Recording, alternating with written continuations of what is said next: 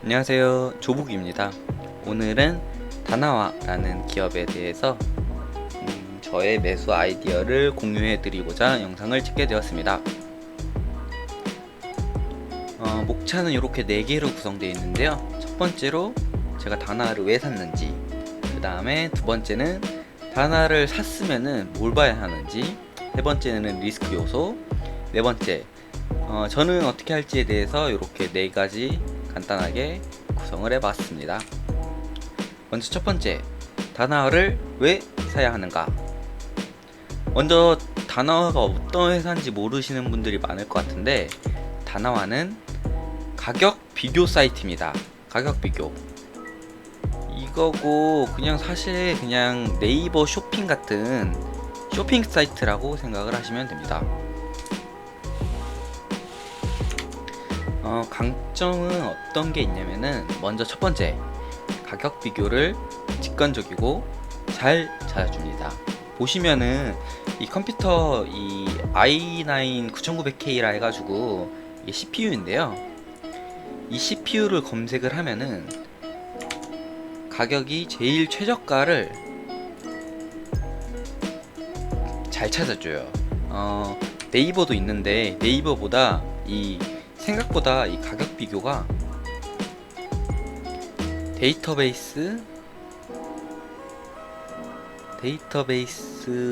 작업을 하는 게 꽤 까다롭다고 하더라고요. 근데 다나와가 예전부터 좀 가격 비교를 데이터베이스를 구축을 잘 해놔가지고 가격 비교를 직관적이고 잘 찾아줍니다.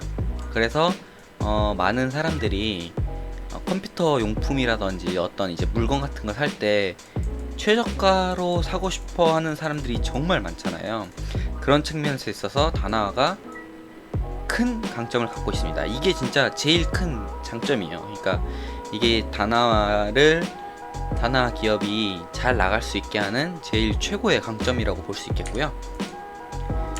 두 번째는 규모의 경제, 상품 의견인데요. 이게 뭔 뜻이냐면은, 첫 번째 이렇게 가격 비교를 잘 찾아주니까 사람들이 많이 구매를 할 거 아니에요.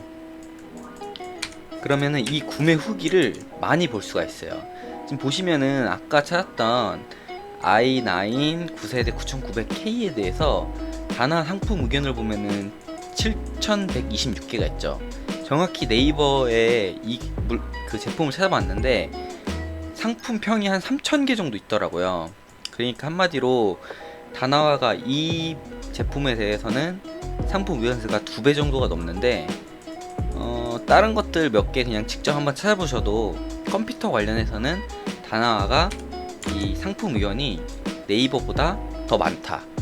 결국 상품 의견이 더 많다는 거는 구매자들의 의견을 다양하게 취합을 할 수 있다는 거고, 결국엔 그런 거를 보기 위해서라도 다나와를 방문을 하게 되고, 결국 그거는 구매까지 이어질 가능성이 높다는 거겠죠. 그래가지고 상품을 잘 찾아주고, 상품을 잘 찾으니까 사람들이 많이 오고, 그래서 상품 의견이 많다.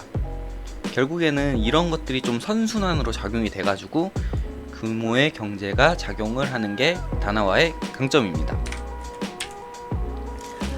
보시면은 지금 이게 매출액 추이인데요. 2007년에 105억, 130억, 170억, 200억 쭉쭉쭉쭉 증가를 하다가 여기서부터 지금 증가율이 뭐 거의 장난이 아니죠. 2016년 324억, 2017년 424억, 2018년 530억, 그리고 2019년 580억. 2020년도 당연히 이렇게 성장을 하겠죠? 왜 이렇게 성장하냐? 결국에는 온라인 쇼핑의 증가, 이게 가장 큰 포인트라고 할 수 있습니다. 결국 기업이 뭐 매출액도 중요하고 뭐 영업이익도 중요하고 되게 많지만, 제일 아무튼 중요한 요소는 매출액이라고 생각하는 사람들이 많더라고요. 그래서 결국에는 매출액이 증가를 해야지 돈을 벌 수 있는 그런 척도가 될 수 있는 거니까, 이런 측면에 있어서 다나와는 성장하는 회사라고 생각을 하면 될 것 같습니다. 아까도 말씀드렸다시피 매출액은 이렇게 상승을 했는데 영업이익은 거의 매년 40%씩 증가를 하고 있어요. 왜 그럴까요? 왜냐면은 여기 적혀진 플랫폼의 위력, 요거 때문입니다. 플랫폼이 요즘 진짜 핫하잖아요. 뭐 네이버도 그렇고 카카오도 그렇고 결국에는 얘네들도 다 플랫폼 회사라고 볼 수 있는데, 플랫폼 회사들이 가진 가장 큰 장점은 이 플랫폼을 구축을 해놓으면은 그 뒤에 추가로 들어가는 비용이 거의 없어요. 왜냐면은 예를 들어 어떤 사이트 하나를 만들었는데 이 사이트를 만드는 비용이 들겠지만 그 이후에는 그런 유지보수 비용이라든지 그런 것들이 거의 들어가지가 않게 되거든요. 그래서 지금 다나와 같은 경우에도 매출액이 이렇게 증가하지만 비용이 증가가 안 하기 때문에 영업이익이 이렇게 증가를 한다고 볼 수 있습니다. 또 이제 이 플랫폼의 위력에서 중요하게 생각해야 될 거는 사업의 다각화가 쉽다 라는 점인데요.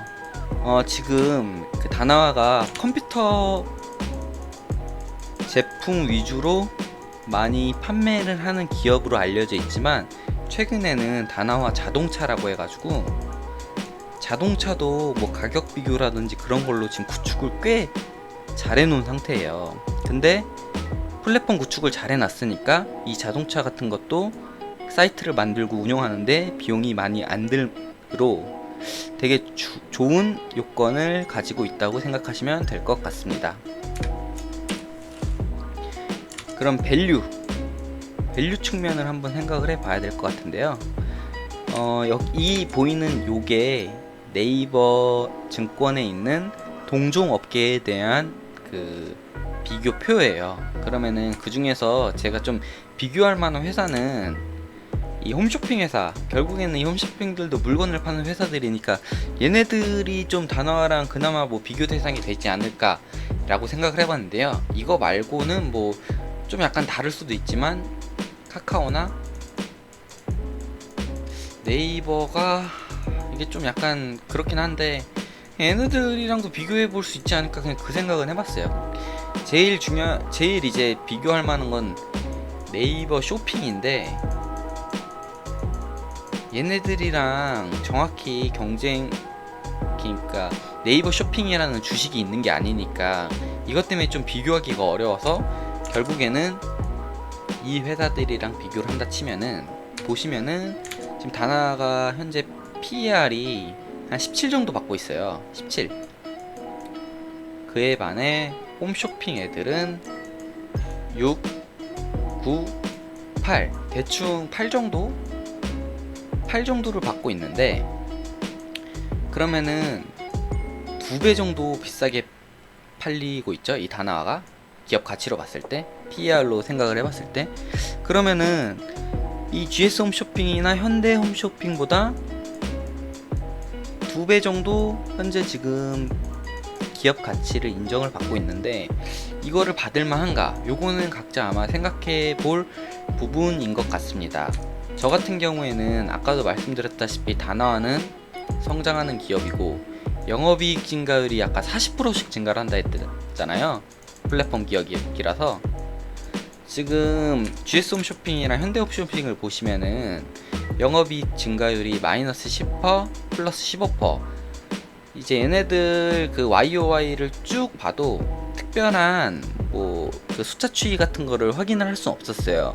그에 반해 다나와는 매년 영업이익 증가율이 거의 40%를 찍고 있다. 이 점이 지금 얘네들보다 2배 비싸게 팔리고 있다는 점인데 요거는 그냥 각자 아마 판단을 하시면 좋을 것 같습니다. 저는 다나와가 얘네들이랑 비교했을 때는 저평가라고 생각을 해서 매수를 했습니다. 그 다음은 이 폭탄 배당 가능성에 대한 이야기인데요. 요거는 저의 뇌피셜입니다. 지금 현재 다나와는 순현금이 엄청나게 많아요. 보시면은 거의 뭐 2012년부터 2018년 아니지 한 2016년까지 한 350억에서 400억 하다가 2018년에 500억, 근데 2019년에 942억을 찍었어요. 거의 순현금이 1000억 가까이 있어요. 1000억 가까이.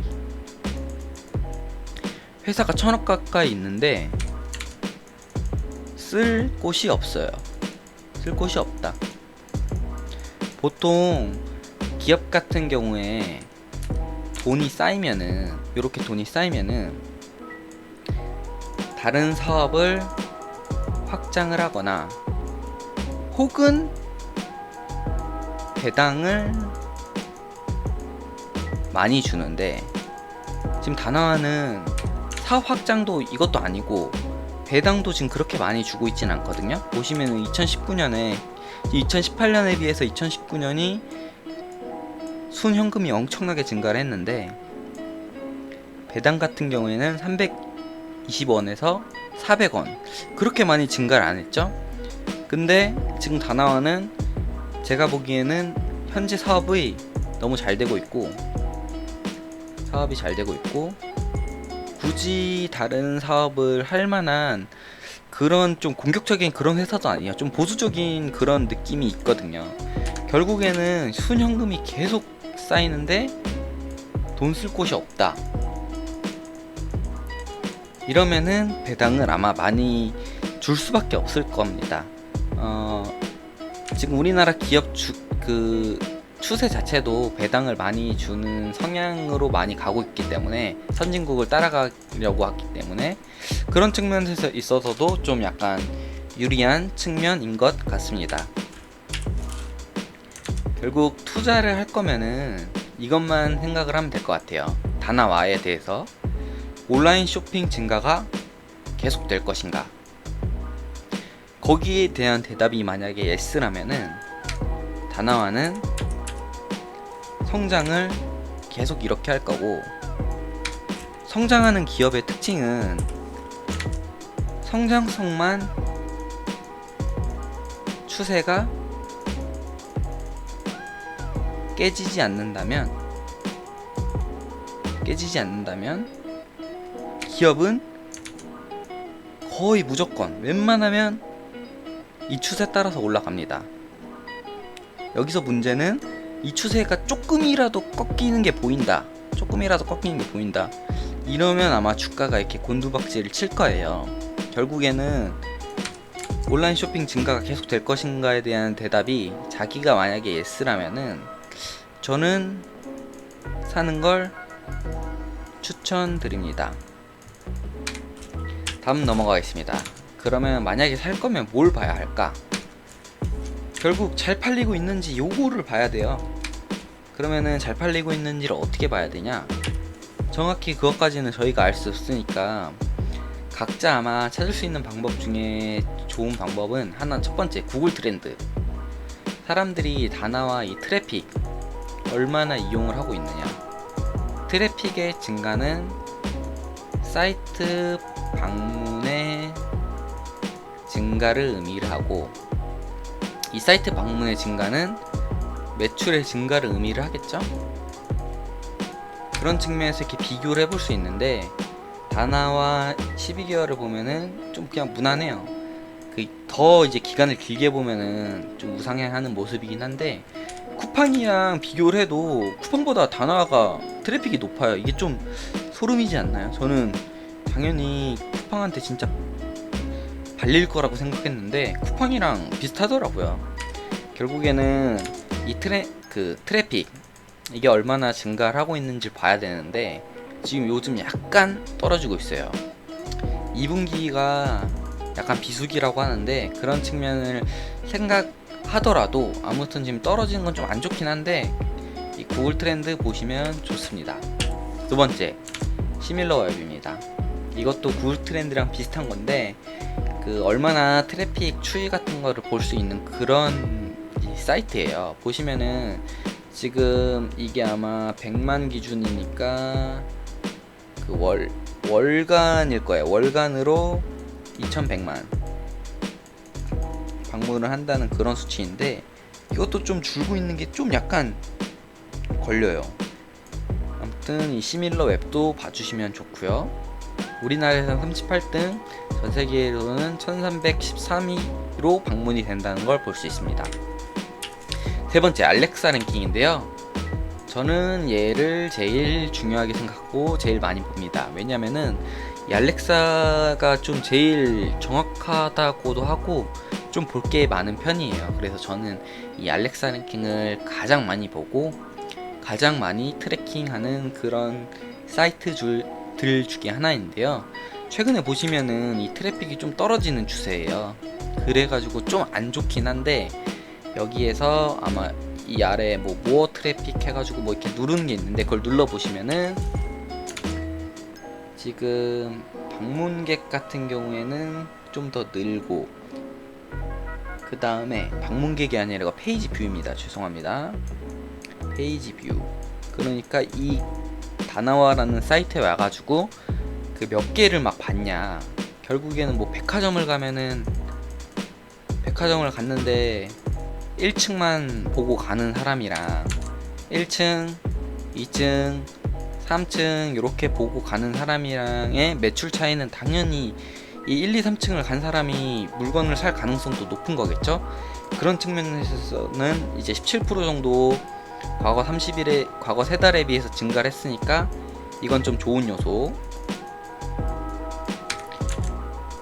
이 백화점에 머무른 시간도 30% 증가했으니까 이것도 좋은 요소입니다. 이런 측면에서 알렉사 랭킹 보면은 참 좋고요. 이렇게 3개 이렇게 보면은 좀 약간 도움이 됩니다. 리스크 요소.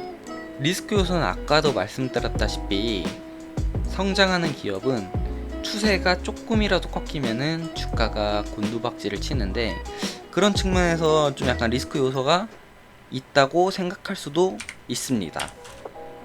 먼저 첫 번째, 네이버 쇼핑. 네이버 쇼핑이 어떻게 보면 다나와의 가장 큰 적이에요. 왜냐면 네이버도 가격 비교를 꽤나 잘 해주거든요.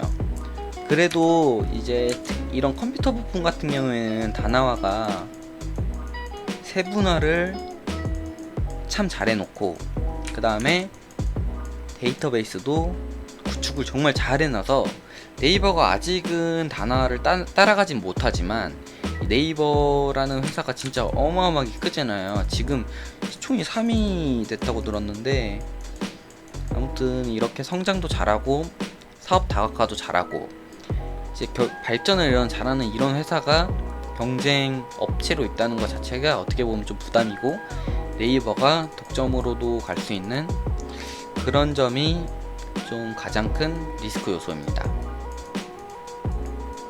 두 번째, 트래픽 감소. 저는 이게 진짜 좀 걸리긴 하는데요. 트래픽이 좀 계속 줄고 있어요.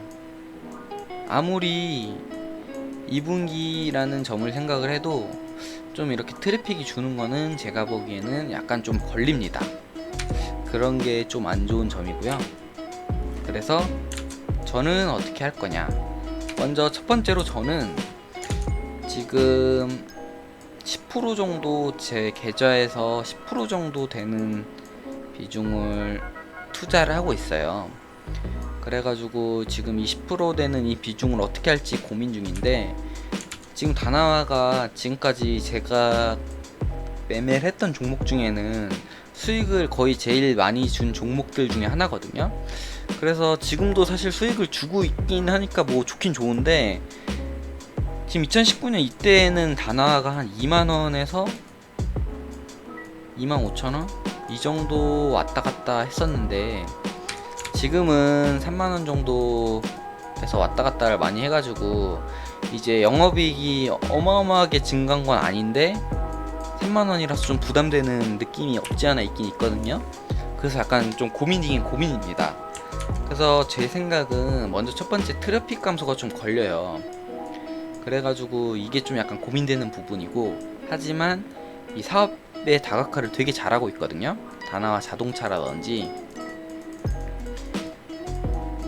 다나와 샵이라 해가지고 조립 PC 하는 것도 지금 꽤 되게 잘 되고 있거든요. 그래서 얘네들을 좀 두 개를 보면서 생각을 해야 될 것 같고, 결국에는 2분기 실적이 얼마나 잘 찍히는지를 보고 판단을 해야 될 것 같아요. 그러니까 만약에 제가 진짜 지금 너무 잘 되고 있다 이러면은 아마 진짜 비중을 어마어마하게 비중을 높게 담았을 텐데 10%밖에 안 담은 이유는 뭐 제가 지금 바이오를 투자하는 것도 있지만 저런 트래픽 감소가 좀 걸려가지고 아직 10%밖에 투자를 안 하고 있습니다. 7월 20일에 시밀러 웹사이트에서 7월달 게 나오는데, 이때 추이를 보고 이제 만약에 이 추이가 좀 약간 올라가는 기미가 보인다 그러면 저는 추매를 할 것 같은데, 7월달에도 이 추이가 좀 계속 되는 것 같다 이러면은 저는 좀 팔 수도 있을 것 같아요. 그래서 7월 20일이 좀 중요할 것 같고, 장기적으로 만약에 다나를 투자를 할 거라면은 아까 말씀드렸던 구글 트렌드랑 시밀러웹, 그 다음에 이거 알렉사, 이거 세 개는 꼭 보면서 트래킹을 하면 좋을 것 같고요. 결국에는 장기 투자를 하실 거면은 온라인 쇼핑 증가가 계속될 것인가, 여기에 대한 답이 만약에 S라면은 이 추세가 꺾이지 않고 계속 이 추세로 아마 갈 거라고 생각하면은 저는 다나를 사고 있어도 정말 마음이 편할 거라고 생각하고요. 저는 약간 여기서 좀 애매한 것 같긴 해가지고 약간 저도 확신이 없어요. 그래서 어떻게 할지는 2분기 실적을 보고 방향성을 확실히 저는 정할 것 같습니다. 그래서 옛날부터 아마 이 종목을 알았다면 좀 비싸다고 느낄 수는 있어요. 옛날에 막 다나가 5,000원, 만원인 시절도 있고 저도 1.5만 원 정도에 샀었다가 결국에는 막 사고 팔고 하고 지금 28,000원 정도에 산 것 같은데, 이런 측면에서 좀 약간 비싸다고 느낄 수 있고, 이 성장성에 비해서 지금 가격이 좀 올랐으니까 PR도 지금 좀 높게 받고 있거든요. 예전에는 한 막 8에서 10이라는 거의 말도 안 되는 펄을 받다가 지금은 아무튼 16에서 17 정도 받으니까 어떻게 보면 밸류 측면에서도 좀 이제 평가를 받는 그런 수준까지 올라왔어요. 그래서 저도 막 엄청나게 추천드리거나 막, 저도 만약에 제가 엄청나게 추천드릴 종목이면은 비중을 엄청나게 담았을 텐데 10%밖에 안 담은 이유는 약간 저도 좀 애매한 측면이 있어서 그런 거고요.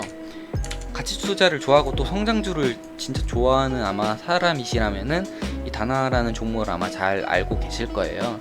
그래가지고 뭐 이게 지금 엄청나게 제가 막 특별하게 발굴한 그런 종목은 아니니까 그런 측면에서 생각을 해주시면은 좋을 것 같습니다. 긴 영상 봐주셔서 감사합니다. 조북이었습니다.